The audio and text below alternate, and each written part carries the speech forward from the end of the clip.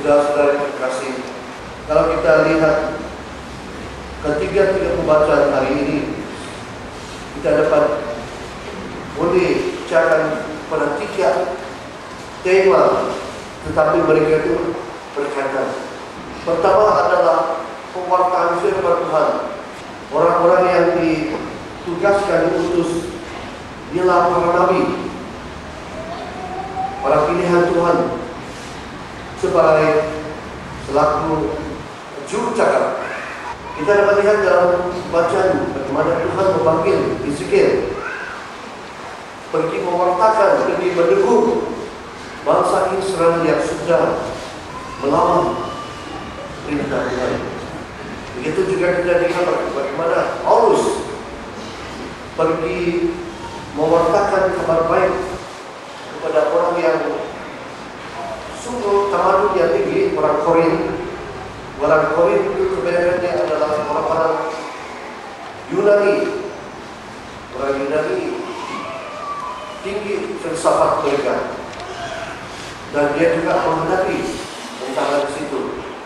Begitu juga kita lihat dalam Injil, Yesus bukan saja pulang kampung di Nazaret, tetapi keliling dari desa ke desa sambil mengajar, pewartaan. Tema yang kedua ialah yang berkaitan ialah para nabi, para pilihan Tuhan mewartakan yang orang mendengar itu ada pilihan untuk merespon, menyambut supaya dapat mengamalkan ajaran itu, atau yang menolak. Ini jelas dalam 3 pembacaan hari ini. Apabila Nabi Yeskiel dipanggil Tuhan pergi menegur orang yang sudah tidak percaya ini, bangsa Israel, dia sudah awal-awal beri amaran kepada Nabi itu, kau akan menghadapi tantangan dalam penolakan. Kerana ini bangsa yang sudah menolak Tuhan. Saya mengutus kau pergi menegur mereka. Mereka akan menolak.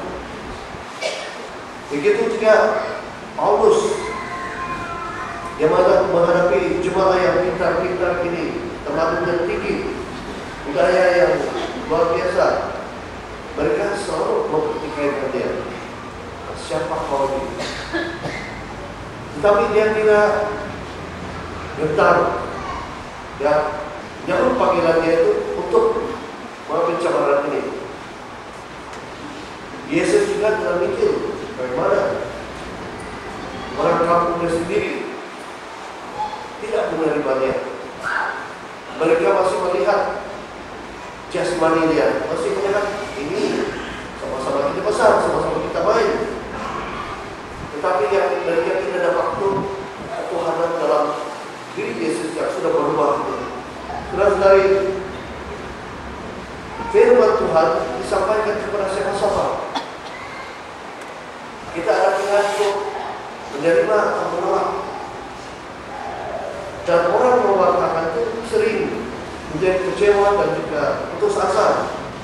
Tapi berita baik liturgi Sabda hari ini juga memberi teguran atau memberi kekuatan. Jangan takut kalau kita baca ini, kita sambung lagi. Ini pembacaan nubuat Yeskiel dari bab 2 ayat 2 hingga 5.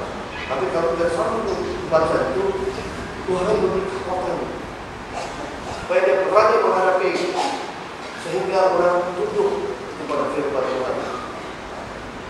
Begitu juga Paulus, dia menghadapi orang yang pintar-pintar, para filsafat semua. Tetapi dia mudah sedang kekuatan dia bukan melawan kepintaran mereka, karena firman Tuhan mujizatnya sendiri. Yang dia sedang ialah saya ini lemah.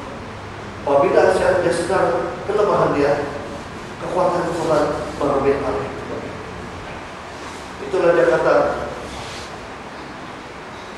karena itu aku senang dan rela di dalam kelemahan, di dalam siksaan, kesukaran, penganiayaan, dan kesesakan oleh karena Kristus. Sebab itu aku lemah, maka aku kuat. Karena dia bukan yang menghadapi ada kepintaran, kebijaksanaan atau kekuatan dia sendiri, tapi Tuhan, rahmat Tuhan, karunia Tuhan yang memberi kekuatan.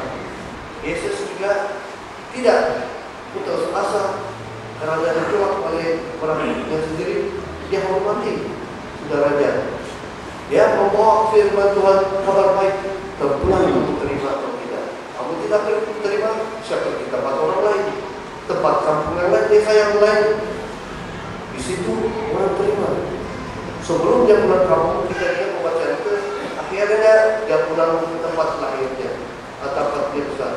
Tapi sebelum ini, kita sudah dengar beberapa peristiwa beberapa minggu yang lalu, orang yang kerasukan, usir setan, kemudian dikembalikan kepada keluarganya.